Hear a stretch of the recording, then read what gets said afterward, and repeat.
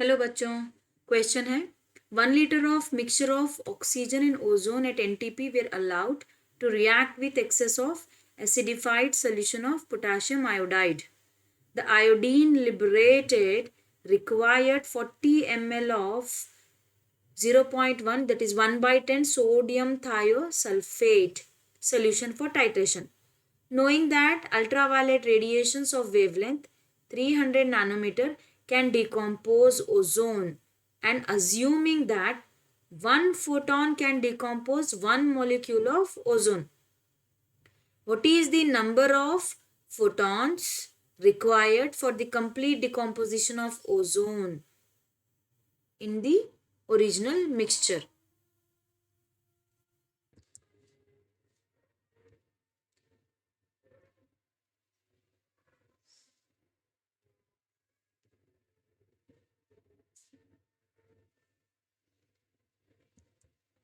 चलिए, तो हम क्या करेंगे, हम क्वेश्चन को समझते हैं. हमारे पास है ऑक्सीजन, हमारे पास ऑक्सीजन है, यहाँ पे ओजोन है, मिक्सचर में रिएक्ट कर रहे हैं पोटेशियम आयोडाइड के साथ.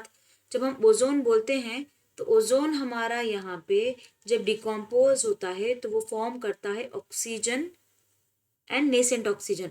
तो ये हमारा जो ऑक्सीजन है वो रिएक्ट करता है पोटेशियम आयोडाइड के साथ, क्योंकि ये हमारा एक ऑक्सीडाइजिंग एजेंट है. तो Ki हमारा रिएक्ट करेगा सल्फ्यूरिक एसिड एसिडिफाइड सोल्यूशन बोले हैं, तो sulphuric acid with oxygen and ये फॉर्म करेगा potassium sulphate plus H2O plus यहाँ पे आ जाएगा I2. अब हम देख रहे हैं कि यहाँ पे आयोडीन लिबरेट हो गया है. क्वेश्चन में गिवन है कि the iodine liberated required 40 ml of 0.1 molar sodium thiosulphate solution. तो ये जो लिबरेटेड आयोडीन है हमारा वो रिएक्ट करेगा सोडियम थायोसल्फेट सोल्यूशन के साथ और ये फॉर्म हो जाएगा, कन्वर्ट हो जाएगा Na2S4O6 में, प्लस हमारे पास रहेगा सोडियम आयोडाइड. तो हम यहाँ पे इक्वेशन को बैलेंस कर लेंगे इस तरह से. अब उसके बाद अगर हम देखते हैं तो ये सोडियम थायोसल्फाइड जो हमारा है, सोडियम थायोसल्फेट, ये रिएक्ट करेगा पोटेशियम आयोडाइड के साथ. ओवरऑल इक्वेशन हम यहाँ पे लिखेंगे, ठीक है. ओवरऑल इक्वेशन जो हम लिख रहे हैं यहाँ पे, तो हमारे पास 2Na2S2O3 है, प्लस हमारे पास यहाँ पे 2 पोटेशियम आयोडाइड है, ये 2 हो जाता है, यहाँ पे इक्वेशन बैलेंस हो जाती है. तो हम यहाँ पे लिखेंगे 2 पोटेशियम आयोडाइड प्लस हमने यहाँ पे लिया है ओजोन, प्लस हमारे पास है सल्फ्यूरिक एसिड जो कि फॉर्म कर रहा है ऑक्सीजन. नेसेंट ऑक्सीजन हमारा यहाँ पे नहीं रहेगा. फिर उसके बाद है हमारे पास potassium sulphate, water molecules plus Na2S4O6, उसके साथ है हमारे पास 2 मॉलिक्यूल्स ऑफ सोडियम आयोडाइड. तो यहाँ पे हम जब ऑब्जर्व करेंगे हम देखेंगे कि सिर्फ एक मॉलिक्यूल हमारा ओजोन का रिएक्ट कर रहा है 2 moles of sodium thiosulphate, correct. तो हम लिखेंगे यहाँ पे 2 mole of sodium thiosulphate reacts with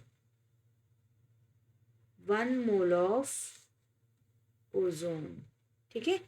अब जाते हैं कैलकुलेशन की तरफ. हमें कैलकुलेट करना है एक्चुअली नंबर ऑफ मॉलिक्यूल्स जो कि नंबर ऑफ फोटॉन्स में हम उसे कन्वर्ट करेंगे. तो हम कैलकुलेट करेंगे पहले नंबर ऑफ मोल्स. तो हम लेते हैं यहाँ पे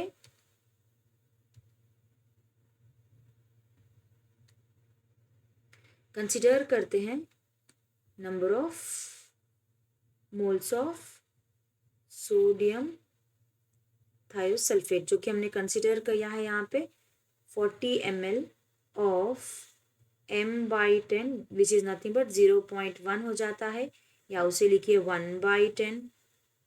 तो ये इक्वल हो जाता है 1/10 इंटू 1/1000, वॉल्यूम हम कंसिडर कर रहे हैं, इंटू 40. तो ये हो जाएगा यहाँ पे 4 इंटू 10⁻³ मोल, ठीक है. अब हम यहाँ पे कंसिडर करेंगे ओजोन यहाँ पे कितना रिएक्टेड है या ओजोन यहाँ पे कितना प्रेजेंट है. तो वो हो जाता है डिवाइडेड बाई 2. तो यहाँ पे देयरफॉर ओजोन रिएक्टेड हो जाएगा यहाँ पे 2 इंटू 10⁻⁻3, क्योंकि 1 मॉलिक्यूल हम बोले हैं, 1 मोल हम बोल रहे हैं, तो हम कंसिडर करेंगे डिवाइड बाई 2। अगर हम अब ले रहे हैं यहाँ पे नंबर ऑफ मॉलिक्यूल्स, तो हम नंबर ऑफ मॉलिक्यूल्स कैसे कैलकुलेट करेंगे, एवोगाड्रो नंबर के साथ मल्टीप्लाई कर देंगे, ठीक है। तो number of molecules in 2 into 10⁻³ mole of ozone, तो ये हो जाएगा 2 इंटू 10⁻³ एवोगाड्रो नंबर जो कि 6.022 इंटू 10⁻23 है, तो ये हो जाता है। तो इसको हम जब कैलकुलेट कर लेते हैं 2 6 12, तो ये हो जाएगा 1.2044 इंटू 10⁻22, ठीक है।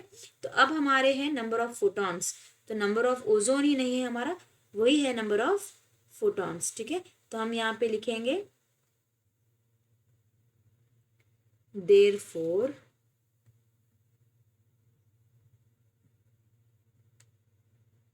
number of photons required